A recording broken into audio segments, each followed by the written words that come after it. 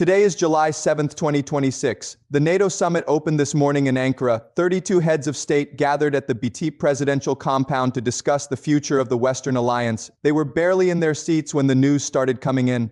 A tanker was struck by an unidentified projectile while transiting the Strait of Hormuz. The United Kingdom Maritime Trade Operations Agency confirmed it. Structural damage to the vessel, no casualties initially, but the message was immediate and unmistakable. The Strait of Hormuz, through which 20% of the world's seaborne oil passes, was under attack again. And then the response came. The United States Central Command posted on X. The message read, "The U.S. military has launched a series of strikes against Iran. The strikes," CENTCOM said, "are in response to Iranian attacks on 3 commercial vessels transiting the Strait of Hormuz." CENTCOM called the strikes powerful and said they were meant to impose heavy costs on Iran for targeting and attacking commercial shipping crewed by innocent civilians in an international waterway. It added, Iran's demonstrated aggression was unwarranted, dangerous, and a clear violation of the ceasefire. The ceasefire signed in Islamabad on June 17, the ceasefire that was supposed to create 60 days of diplomatic space to resolve the nuclear question, the ceasefire that had already been violated multiple times by both sides in the weeks since its signing. That ceasefire, the US just called it violated, and the US just launched strikes. Simultaneously, Israeli forces struck Hezbollah positions across southern Lebanon. An Israeli drone strike on a vehicle in Nabatia al-Faqqa in southern Lebanon killed at least 4 civilians, including a school principal named Woman, her mother, a foreign domestic worker, and a Syrian citizen who were returning from checking on a family home. It was the deadliest single reported incident in Lebanon since the latest ceasefire framework took hold. Israeli forces also uncovered and publicized a Hezbollah weapons cache hidden inside a civilian home in a southern Lebanese village, including explosive devices, anti-tank missile launchers, RPG rockets, tactical vests, helmets, and Hezbollah flags concealed inside a bedroom. Netanyahu visited a naval base in Haifa on Tuesday morning and said, "I set a simple objective. The objective of the Navy and of Israel is to ensure shipping routes and freedom of maritime trade. Israel will protect freedom of navigation on the seas." Iran's IRGC military command responded to the Israeli-Lebanon strikes and to the resumed violence by announcing it would once again close the Strait of Hormuz to all shipping vessels. The IRGC described the closure as the first step of response to the blatant breach of the Islamabad MoU. It warned ships not to approach the strait for their safety. However, within hours, Iran's foreign ministry contradicted the military command, telling state-affiliated Tasnim News that shipping was operating normally. Vice President G. Vance told Fox News, "The straits really are open. We are not seeing any evidence that the Iranians are still closing down the Strait of Hormuz." CENTCOM reported that commercial ship traffic actually increased on June 20th after the initial reopening, but that was June 20th. Today is July 7th, and there is a tanker burning with structural damage in the Strait of Hormuz. This is day 130 of the 2026 Iran war, not the ceasefire period, the war, because a ceasefire that gets violated every 3 to 5 days by both parties, that has produced a Strait of Hormuz that alternates between declared open and declared closed within the same 24-hour news cycle, that involves a U.S. military strike today that CENTCOM is describing as a response to 3 commercial vessel attacks, and that involves Israeli drone strikes killing a school principal and her mother in a village in southern Lebanon. That is not a ceasefire. That is a war in a temporary state of reduced intensity that has just resumed. Brent crude gained approximately 1.3% on the tanker attack news to roughly $72.89 a barrel on Tuesday morning. Markets had been held near 4-month lows by the OPEC Plus August output increase, but every attack on Hormuz shipping adds a risk premium that no output increase can fully cancel because the issue is not supply. The issue is whether the oil can move. 20% of global seaborne oil passes through 34 kilometers of water that Iran can, and today did, attempt to deny. Hamas announced on July 6, one day before the U.S. strikes, that it was dissolving its Gaza governing body after 2 decades in power. Senior Hamas figures made the announcement from Tehran, where they were attending the funeral of Ali Khamenei, whose body had finally arrived in Qom for burial rites 5 months after his assassination. The dissolution of Hamas's governance structures in Gaza, characterized by Al Jazeera as the group ceding governance of the territory, is the most significant political restructuring of any member of Iran's aligned network since the war began. Its practical effect on Hamas's armed wing was not immediately clear, but symbolically, with Hamas leadership gathered in Tehran to bury the supreme leader that the Israeli-American strikes killed, and simultaneously announcing the end of its governing structure in a Gaza that Israel has physically destroyed over 3 years of warfare. The picture that emerges is of an Iranian-aligned regional network that is restructuring. contracting and reorienting around a new center of gravity under a new supreme leader whose identity and ideology are still being established. Into all of this, today, the U.S. launched strikes on Iran and Israel attacked IRGC and Hezbollah positions, and a tanker is burning in the Strait of Hormuz, and the NATO summit is open in Ankara, and the 60-day clock is ticking, and the world is watching all of it simultaneously, trying to determine whether July 7, 2026 is the day the ceasefire officially died or just another day in a conflict that never fully stopped. To understand why the U.S. launched strikes today and why those strikes represent something qualitatively different from the ongoing low-level friction of the past several weeks, you need to understand the specific sequence of events in and around the Strait of Hormuz in the past 72 hours and what that sequence reveals about the fundamental instability of every diplomatic framework that has been attempted since April 8 when the first ceasefire was declared. The Islamabad move signed June 17 had one critical structural flaw that everyone involved knew about and none of them could resolve. The agreement committed to a permanent termination of military operations on all fronts. All fronts explicitly included Lebanon. The move required a cessation of hostilities between Israel and Hezbollah as a condition of the overall ceasefire framework, but Israel is not a party to the Islamabad move. Netanyahu's government was not at the table in Islamabad. Netanyahu's government has stated it intends to maintain its positions in Lebanon, Syria, and Gaza indefinitely, and Netanyahu's government has been conducting intermittent strikes in southern Lebanon every week since the MOU was signed, targeting Hezbollah positions, discovering weapons caches, and making clear to anyone paying attention that Israel treats the Lebanon conflict as a separate military operation that it will not subordinate to a U.S.-Iran diplomatic framework it did not sign.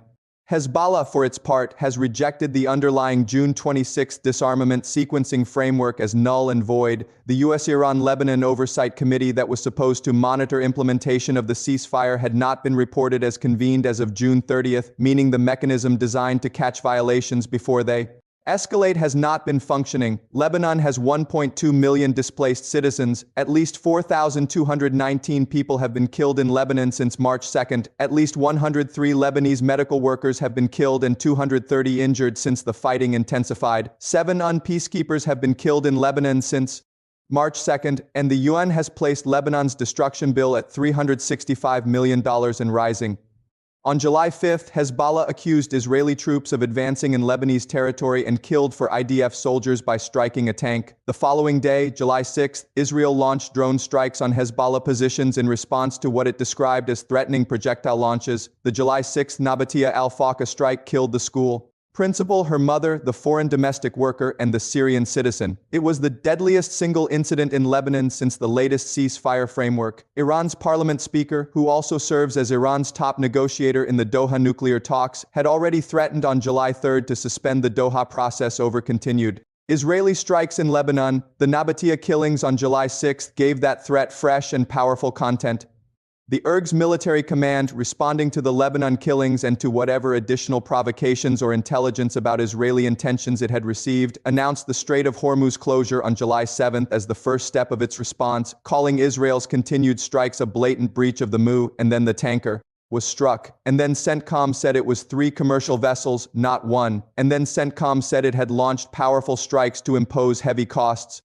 The structure of this escalation loop is now fully visible and it cannot be solved by diplomatic language. Israel strikes Lebanon. Iran uses the Lebanon strikes as justification to close Hormuz or attack shipping. The U.S. launches military strikes in response to the Hormuz shipping attacks. Iran points to the U.S. strikes as justification. For further escalation, Israel uses the general chaos to conduct additional operations in Lebanon and potentially elsewhere. The loop reinforces itself with every rotation. The mechanism designed to break it, the U.S.-Iran-Lebanon Oversight Committee, has not convened. The party most capable of interrupting the loop, Israel, is not a party to the agreement that defines what the loop's violations are. U.S. forces believed to have conducted strikes on buildings adjacent to an IRGC naval base, according to a preliminary Britannica-cited investigation of previous strike incidents. CENTCOM's language today was blunt in a way that suggests these are not limited warning shots. Powerful strikes impose heavy costs. Iran's demonstrated aggression was unwarranted, dangerous, and a clear violation of the ceasefire. This is the language of a military command that has concluded diplomacy failed at this junction and is responding with the instrument it knows. The oil price reaction, Brent gaining 1.3% to approximately $72.89 per barrel, shows that markets have partially priced in the ongoing Hormuz risk but have not priced in a full reopening of major hostilities. The OPEC Plus August output increase is capping prices despite the risk premium, but if the U.S. strikes today produce a significant Iranian military response, if Iran escalates from attacking tankers to attacking us military vessels or bases in the region, the oil price equation changes dramatically. The International Energy Agency released 400 million barrels from strategic petroleum reserves earlier in the conflict. Those reserves are not unlimited, and the global economy absorbed the first 60 days of Hormuz disruption with significant pain that has not yet fully unwound. Netanyahu's Haifa naval base visit and his statement about freedom of navigation are not coincidental on the day the U.S. launches strikes. Netanyahu has been giving interviews to Fox News, CNN, and Newsmax Daily, managing the international communications dimension of a conflict that has put Israel at the center of every major geopolitical conversation. Simultaneously, his statement that the Navy's objective is to ensure shipping routes and freedom of maritime trade positions Israel as a co-enforcer of freedom of navigation alongside the U.S., even as it is simultaneously the primary irritant in the Lebanese dimension of the conflict that Iran is using to justify its Hormuz aggression. The strategic coherence of Israel's position is best described as, "We are protecting shipping, and the things we are doing in Lebanon that Iran says justifies attacking shipping are also justified." The ceasefire that the Islamabad move created was always a fragile construction built on foundations that were incompatible with each other. The U.S. wanted to stop the fighting and address the nuclear question. Iran wanted sanctions relief and security guarantees. Israel wanted to continue its operations in Lebanon and was not at the table, and the loop has been rotating since June 18th with diminishing diplomatic friction each time it completes a revolution. Today it rotated again with strikes. For anyone who has been following this conflict from the beginning, today's strikes and Israel's Lebanon operations feel like a chapter in a story that was always going to reach this point. But for anyone joining this story today, the events of July 7th require context that goes back to February 28th and that runs through every phase of the most consequential military campaign the United States has launched since Iraq in 2003.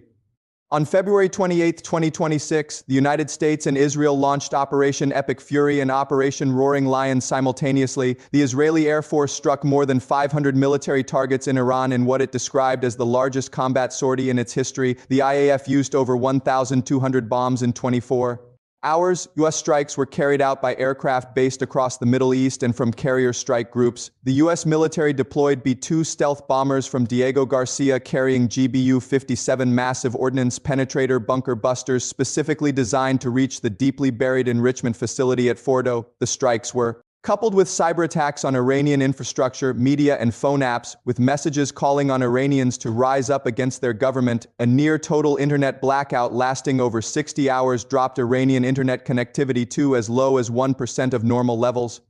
Ali Khamenei, the supreme leader who had held absolute power since 1989, was killed in the opening hours. Thousands of IRG personnel were killed as military bases were attacked. Strikes hit Tehran's Pasteur Street district, where the presidential palace is located, and the Supreme National Security Council building. The strikes also killed Dali Larijani, who on March 17th died in a subsequent strike, removing the figure who had been serving as the de facto transitional leader in the immediate aftermath of Khamenei's death. 10 leading nuclear scientists were killed. The facilities at Natanz, Isfahan, and Fordo were struck and significantly damaged.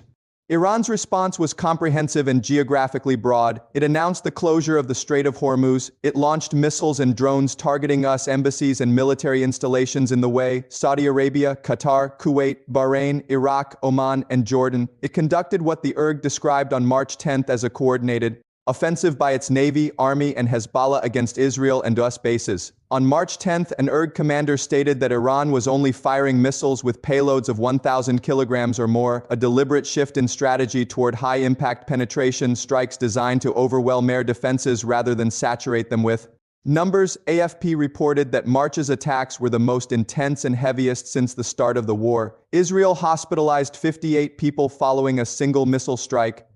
The Gulf states that Iran struck, rather than remaining passive, struck back. The way Saudi Arabia and Kuwait all attacked Iranian forces and skirmished with IRG units after Iranian missiles targeted their territory. Qatar shot down 2 Iranian Su-24 bombers. The Qatari Ministry of Defense confirmed that Ras Laffan Industrial City, Qatar's main gas facility, and the Mezaid industrial area were struck by Iranian drones, though satellite imagery analysis suggested the facilities were not heavily damaged before an unprecedented shutdown that sent fuel prices higher globally. Kuwait authorities confirmed that defense equipment and the country's main airport were attacked with power lines going out of service. NATO forces struck down Iranian drones and missiles near the Incirlik air base in Turkey, an action that brought the alliance into the conflict in a defensive capacity even as most European members refused to participate in offensive operations and several restricted us access to their airspace and bases. The UK deployed HMS Dragon to Cyprus for additional jets to Qatar and air defenses to Bahrain, Kuwait, and Saudi Arabia, participating defensively while explicitly stating it did not believe in regime change from the skies, in Prime Minister Starmer's words. 2 days after the February 28 strikes, Hezbollah launched missiles and drones into northern Israel, sparking the 2026 Lebanon war that has been running alongside the broader Iran conflict ever since. By late March, the Lebanon front had seen escalation to southern Beirut. A Hezbollah drone struck a British Royal Air Force base in Cyprus. Israeli strikes reached north into southern Beirut's suburbs. The Lebanese government, which does not control Hezbollah, found itself hosting a war that its army was attempting to mediate and could not stop. The ceasefire announced April 8 was conditional and partial. It held barely until the Islamabad move of June 17, which attempted to create a more comprehensive framework. Since June 17, the framework has been violated on the Lebanon front essentially continuously, with both Hezbollah and Israeli forces conducting operations that each side characterizes as responses to what the other did first. The June 26 disarmament sequencing framework for Lebanon, which attempted to link Hezbollah disarmament to Israeli withdrawal in a way that both sides could claim addressed their core concerns, has been rejected by Hezbollah as null and void. The U.S. military also, in an episode that received less coverage than it deserved, disabled a Gambian-flagged cargo vessel in the Gulf of Oman by firing a Hellfire missile into its engine after it allegedly attempted to break through the U.S. naval blockade of Iranian ports. A Hellfire missile fired at a cargo ship in international waters. To enforce a naval blockade is an act of war against a civilian vessel, and the legal and diplomatic implications of that action were complex enough that it was quickly absorbed by the general chaos of the conflict without producing the kind of international legal accounting it would have demanded in peacetime. Today's strikes come at day 130 of this conflict. The military is responding to what CENTCOM describes as attacks on 3 commercial vessels. The strikes are described as powerful, the ceasefire is described as violated, and the NATO summit in Ankara, which opened this morning intending to discuss defense spending commitments and Ukraine aid packages, is now hosting 32 heads of state while the United States is actively conducting military operations in the Middle East that the host country is trying to manage, given that Iranian missiles previously entered Turkish airspace near Incirlik and were intercepted. This is where 130 days of war has brought us, not a post-war negotiation, an active conflict and a partial ceasefire that keeps generating new reasons to not be a ceasefire. The U.S. strikes on July 7, 2026 represent a specific kind of military action that is distinct from both the original February 28 campaign and from a resumption of all-out war. They are what CENTCOM described as targeted strikes to impose heavy costs in response to specific Iranian actions against commercial shipping. They are not, at least in the initial CENTCOM framing, an attempt to resume the broader military campaign against Iran's nuclear infrastructure, its leadership, or its central military command. They are a response to a specific provocation designed to send a specific message within the framework of a conflict that both sides are still nominally trying to manage through diplomacy rather than escalate to its maximum possible destructive potential. But that distinction between targeted retaliatory strikes and resumed all-out war depends entirely on how Iran responds in the next 72 hours. If Iran absorbs the strikes, conducts a pro forma protest through its foreign ministry, and continues the Doha negotiations while the IRG military command issues statements about ongoing closure that its own foreign ministry contradicts, the framework survives in its fragile, repeatedly violated form and the 60-day clock continues ticking toward its mid-August expiration. If Iran responds to today's strikes with a significant escalation, targeting US military assets in the region, closing the strait definitively, rather than in the contested partial closure of the past several weeks, or activating its remaining Hezbollah and proxy network for coordinated attacks across multiple fronts simultaneously, then July 7th becomes the day the ceasefire ended and a different phase of the conflict began.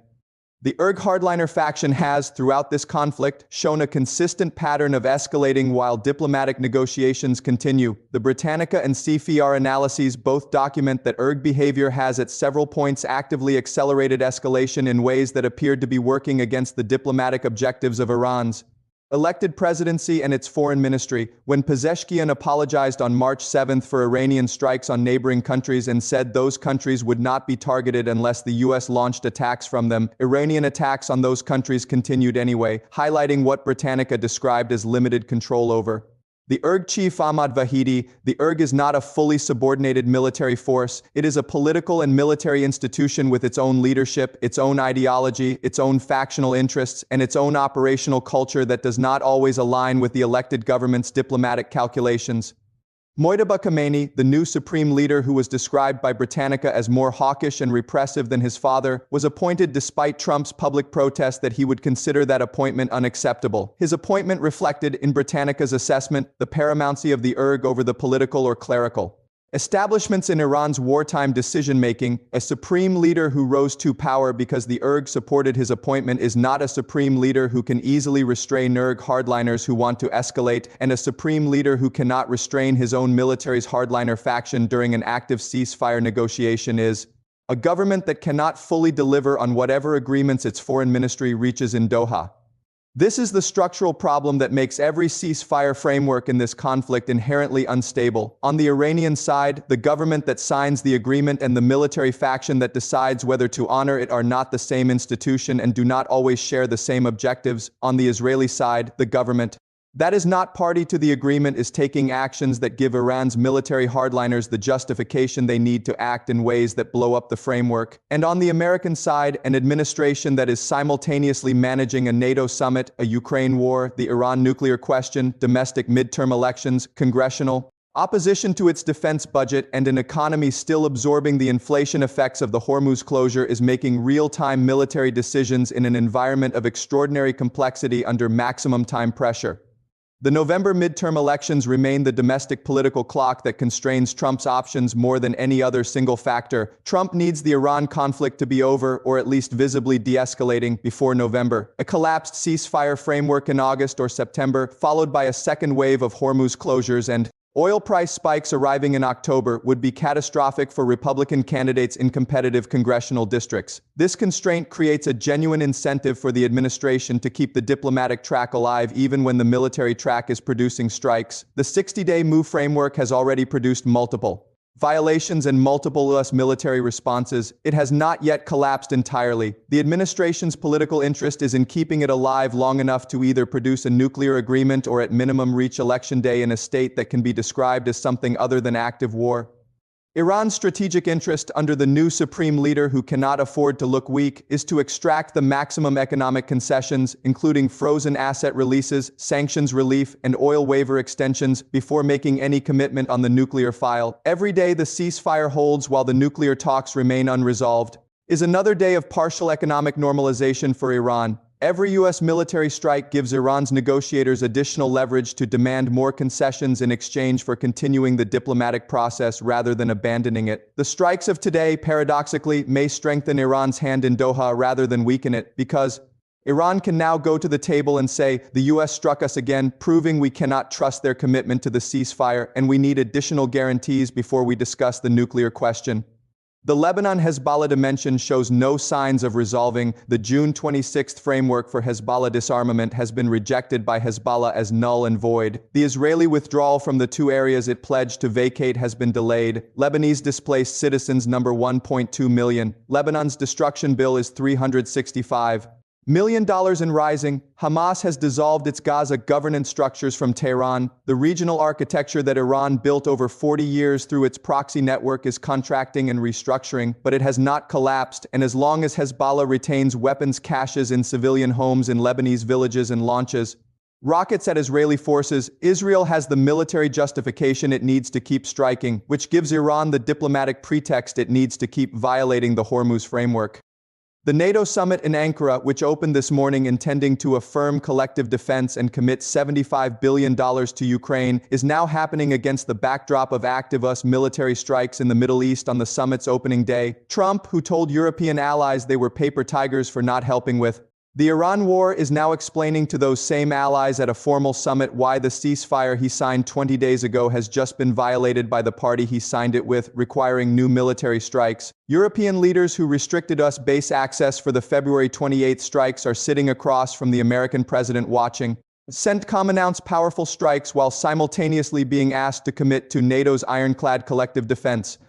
The world that convened in Ankara this morning to manage the Ukraine war and the Iran nuclear question is the same world that is watching a tanker burn in the Strait of Hormuz, a school principal die in a Lebanese village, Kurdish fighters clash with the IRG in the mountains of West Azerbaijan, Ukraine burn Russia's largest refinery. At 2,500 kilometers, Putin reject a ceasefire Ukraine accepted, and the United States launch its first new Iran strike since the Islamabad MOU was signed 20 days ago. Day 130 of the 2026 Iran war, the NATO summit is open, the ceasefire is violated, the strikes are launched, the tanker is burning, the 60-day clock is running, and the only question that matters right now is whether what began this morning ends as a targeted exchange or as the opening of a second major phase of a conflict that the first phase was supposed to have resolved. History does not end conveniently. The war that was supposed to end in one decisive campaign is at day 130 with no end in sight, more fronts active than when it started, more countries involved than anyone planned for, and more people dead than any headline has fully accounted for. The strikes are launched, the world is watching. And nobody in Ankara, Doha, Tehran, Tel Aviv, Kyiv, or Washington knows what tomorrow looks like yet.